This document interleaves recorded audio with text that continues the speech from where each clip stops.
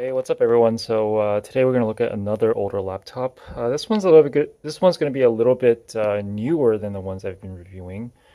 This is a Dell Latitude E7250, 12.5-inch laptop. So we're going to take a look at some of the design aspects and maybe a little bit of the performance as well. As mentioned on one of my earlier videos, the Dell model numbers for the Latitudes are pretty easy to understand. So the first number, the 7 in this case, kind of represents the premiumness of the laptop. So the 7000 series is their highest level kind of mainstream business laptops. So the 5000 series is considered a little bit lower. The 7000 series is kind of the thinner and lighter versions, which replaced, I believe, the 6000 series, which goes back to, I believe, the third generation Core i processors.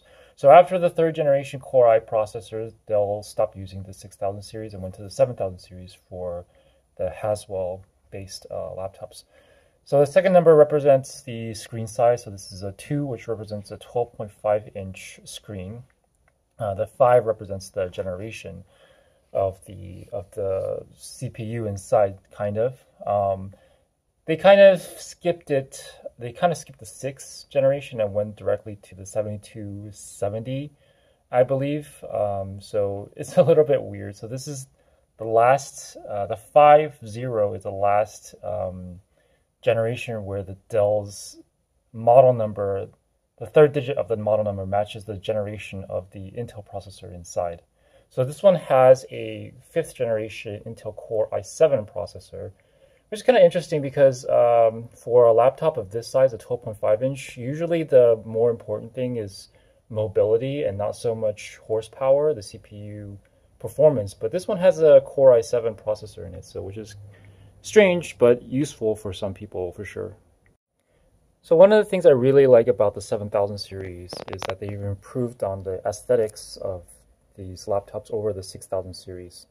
So let me see if I can bring a 6000 series here. Okay, so this is what the 6000 series look like. It looks a little bit antiquated, but the 7000 series improved on the looks quite a bit. You can see it's quite a bit thinner. It's really hard to, it's kind of hard to see, but it's quite a bit thinner than the 6000 series.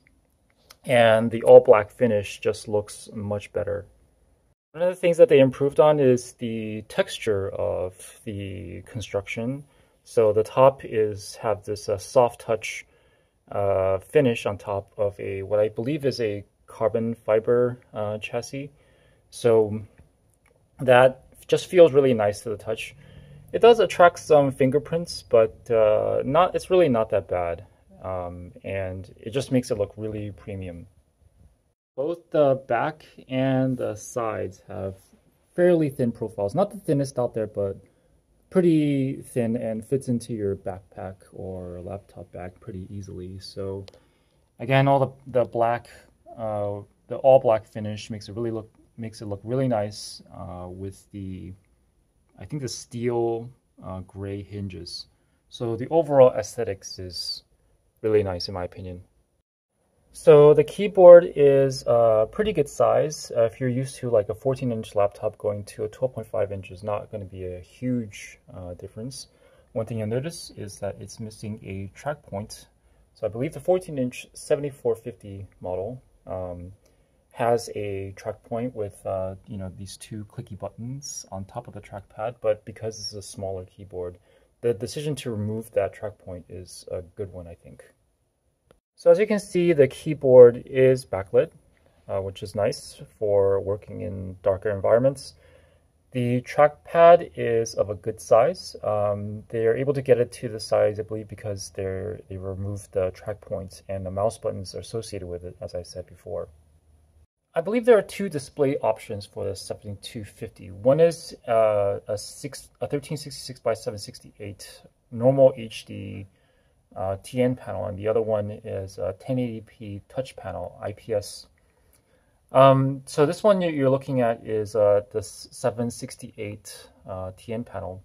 The resolution isn't as big of a deal on a 12.5-inch as the lack of color accuracy of the TN. So I've actually tried to upgrade this one to an IPS panel, more for the color accuracy rather than the resolution.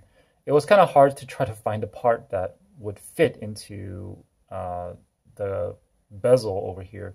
So other people might have some better luck, but I tried, I think 3 or 4 times on different panels, and none of them actually fit has the right profile. So I just went with a 768 screen here. Okay, let's take a look at the webcam on this laptop. This is something that a lot of reviewers skip, but I think is important for people who are using it for business purposes, and they do some web conferences and stuff like that.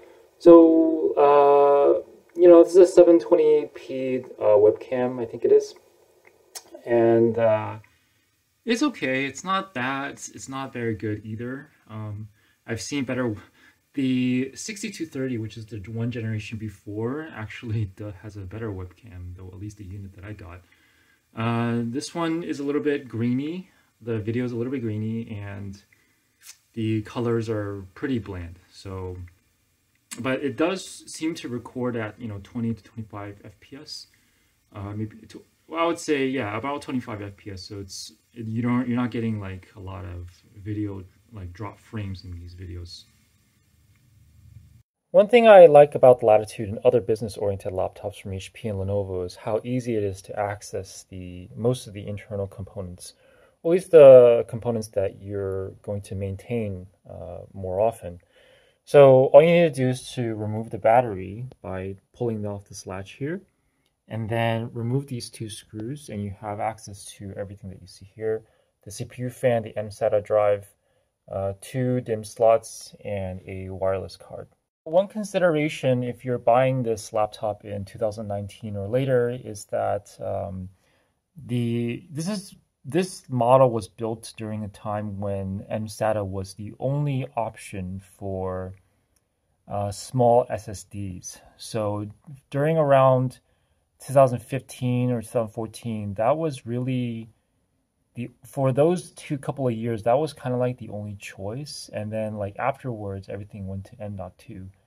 So mSATA drives are not that common. And if you need to upgrade or replace the SSD, you might have to pay a little bit more for an mSATA drive versus an M.2 or a 2.5-inch SATA drive.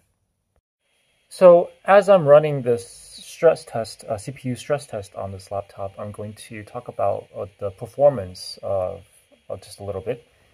So as you can see, it's running a Core i7-5600U CPU. This is a dual core with hyperthreading. At its max performance, the CPU is in the same ballpark as the 7th generation Core i5-7200U dual core 4-thread processor of the 7th generation.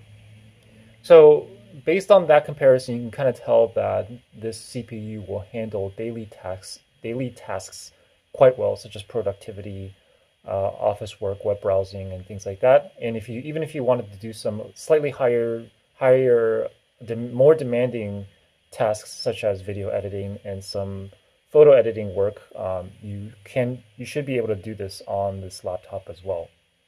As I said, that's maximum theoretical performance, right? So one of the things that we have to pay attention to in these smaller form factor laptops is thermal throttling. So that's why we're running the stress test right now to see how the cooling system inside the laptop can cope with continuous stress on both cores of the CPU. And right now, I don't think it's doing all that well, so I anticipate that this laptop will be throttling at some point.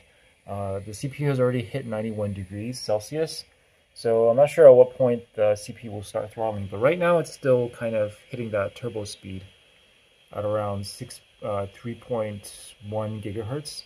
But I'm pretty sure at some point it's going to kind of throttle down and lower it probably to the 2.6 gigahertz to try to conserve some heat. So this note really is going to apply to a certain subset of users who are looking to buy laptops for media consumption. So at a certain point in their histories, AMD and Intel started supporting HEVC or H.265 video playback in their integrated graphics. So that's for Intel, that started with the Haswell processor, the fourth generation Intel Core i3, i5, and i7. And for AMD, that started with the A series 7000 series. So if you know you're going to play back H.265 video, I would recommend buying laptops that are of that generation or later. So the fifth generation Broadwell Intel processors does include the hardware playback capability of H.265 video. And the way that we can see it is when we're in a video player that supports hardware playback, such as MPC, as you see here. When we're playing back this type of video, what you're seeing right now is a 1080p H.265 encoded video being played back on MPC. And MPC's CPU usage is very low because it is using that hardware accelerated playback. The benefit of hardware accelerated HEVC playback is that when you're playing these kinds of videos, your CPU is not getting hit to 100%. Your fan won't be turning on. You'll be saving a lot of power when you're playing back these videos. And so that might be important if you're traveling, you're watching videos in an airport and things like that. Or, if you're at home, then, your CPU fan won't be turning on. Your CPU fan won't be turning on, and your video won't be interrupted by the fan noise. So since H.265 is a next generation codec, it hasn't become mainstream as of yet. So the current mainstream codec is H.264, which is what YouTube uses. And if you're simply doing YouTube and just regular video streaming online, then you can buy older processors, which all support, mostly older processors support H.264 decode in their integrated graphics. As always, I hope you find this review to be useful, and leave your comments in the comment section below, and I'll see you next time.